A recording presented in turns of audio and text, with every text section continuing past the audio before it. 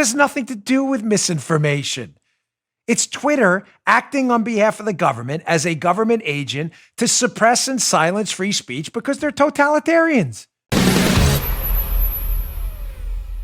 So Twitter's back. Project Veritas, James O'Keefe's group, has been all over getting these people on tape. You know, people like CNN talking about how to interfere in the election and put out a bunch of misinformation. Remember that one? Yes, everybody. CNN, advocates against misinformation while promoting misinformation. Still wondering, cognitive dissonance, how that works. They may want to look that up. I know Stelter doesn't have a vast vocabulary. I mean, he used to fetch coffee for a living. Dictionary.com. They'll help you, Brian. Of course, you're a leftist, so they'll probably cater to your definition of cognitive dissonance, which is, I don't know what that means. Here's a video, Project Veritas. I'd be able to cut this short a little bit, James O'Keefe, of another Twitter executive. I don't know what this is in their Bureau of Censorship and Conservatives. Do they have that over there? Not sure. Here is a Twitter executive on tape calling for the de facto censorship of conservatives. Now, notice what she promotes while you're listening to this. She promotes knocking people off their platform, basically at the request of government, which is government wants the AOC and the others and leftist tyrants want this. So they're doing it, of course, because that's what they do. That she wants to take them down for conspiracy theories, election misinformation, which is fascinating, and other forms of misinformation. Listen to this, and then I'm going to suggest that she cancel 4 people. Dan, you're getting into cancel culture? Well, no, I'm just saying. Twitter says that they don't want people on their platform promoting conspiracy theories. So I have 4 names for her, and I'm going to produce the evidence. Don't go anywhere on the other side. Check this video out. Twitter executive, de facto censorship and conservatives. Check this out.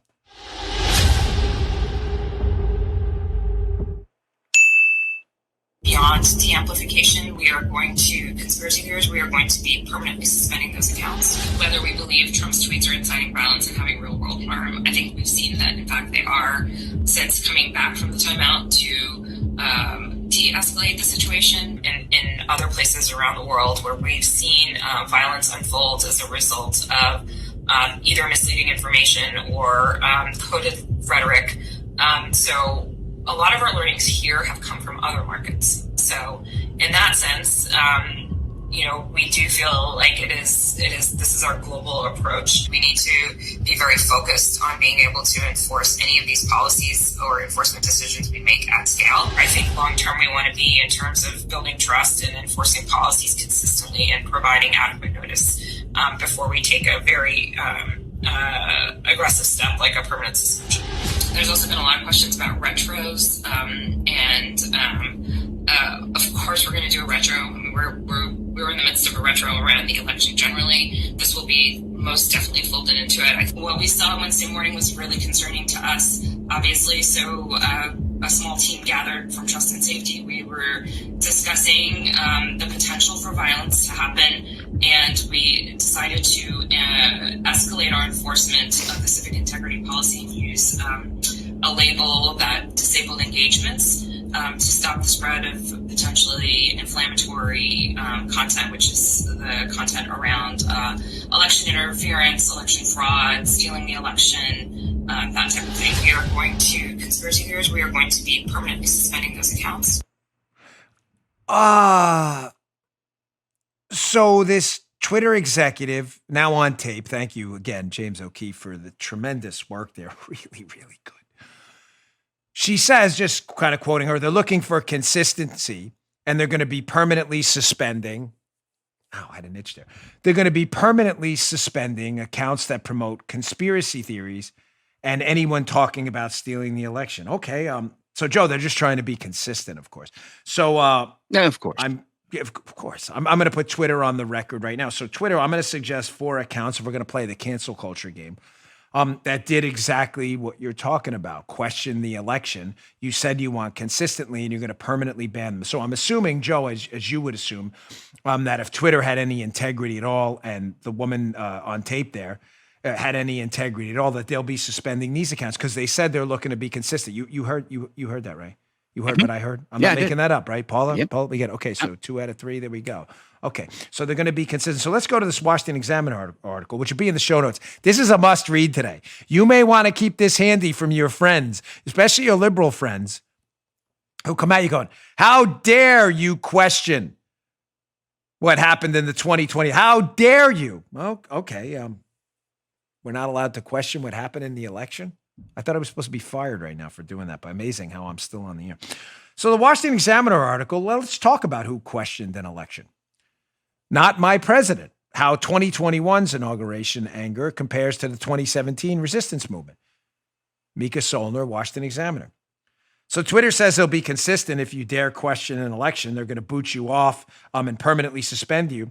So let me recommend the first suspension in the interest of consistency and principles. Come on, Twitter doesn't have any actual principles. These people are leftist lunatics.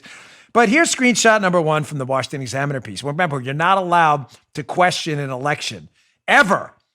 So this person needs to be kicked off. So let's go to screenshot number 1. Quote, Washington Examiner, in 2019, when it was asked if it bothers her that Trump rallies chant lock her up, Clinton responded she believes Trump is, quote, an illegitimate president. What? Blaming voter suppression for her law.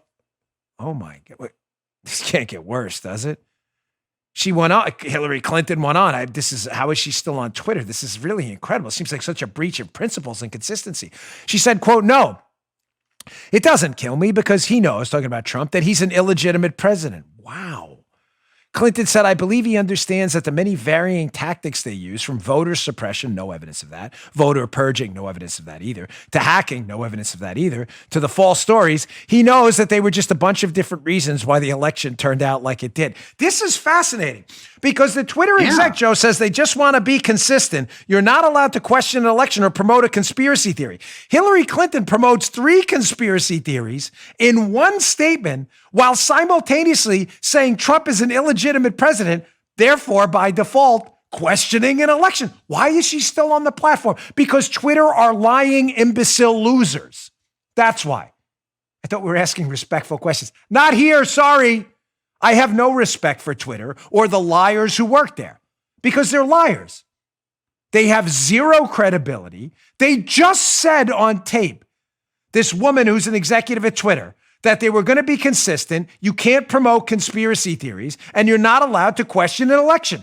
Hillary Clinton's done. Why is she still on your platform? The PP hoax was a conspiracy theory, discredited by every serious person outside of CNN and MSNBC on planet Earth. And she's still promoting it, even on her podcast yesterday with Nancy Pelosi. Why is she still allowed to promote misinformation? Because it has nothing to do with misinformation. It's Twitter acting on behalf of the government as a government agent to suppress and silence free speech because they're totalitarians. You just heard Dan Bongino.